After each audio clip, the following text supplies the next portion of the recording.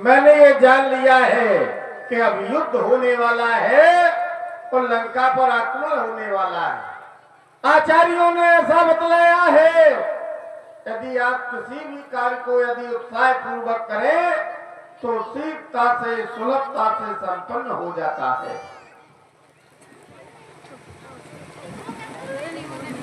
भगवान हमें उत्साह की प्राप्ति कैसे होगी? तो हमारी हिंदी भाषा में आचार्यों ने 10 रस बतलाए, उसमें एक वीर रस है और वीर रस का स्थायी भाव उत्साह है। यद्यपि भगवान हम आपके सेवक हैं तो हमारे विचार आपके चरणों में आर्तवाणी में होनी चाहिए, लेकिन हमें आज वीरत्व की आवश्यकता है, उत्साह की आवश्यकता है। तो हनुमान के विचार आज आपके पावन चरणों में वीर रस से ओतप्रोत प्रस्तुत होने जा रहे हैं। जब जब रावण को समझाने का प्रयास किया गया, उसका एक ही उत्तर मिलता है कि सीता ना समझ पाया भी मैं जानकी को कदापि नहीं दे सकता हूँ, मैं युद्ध चाहता हूँ। उसे युद्ध ठीक उसी तरह प्रिय लग रहा है जैसे रोगी को कुपथ प्रिय लगता है। कुपथ मांग जिम व्याकुल रोगी, जैसे यदि वैद्य बतला दे रोगी को कि तुम्हें मिष्ठान नहीं खाना है, लेकिन रोगी मिष्ठान ही मांगेगा खाने के लिए, ठीक इसी तरह रावण युद्ध मांग रहा है।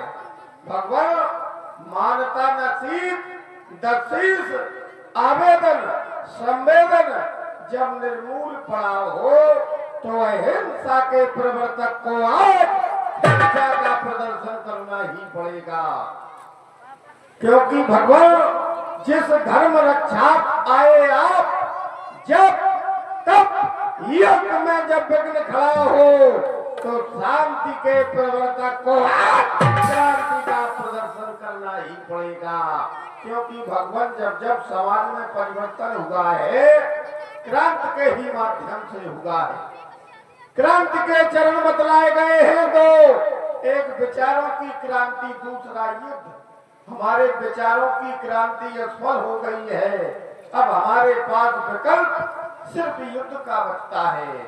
आपने सत्य कहा भगवान कि संधि नहीं चाहता रावण, मजबूरी है और लंका में डंका बजना ना बहुत जरूरी है।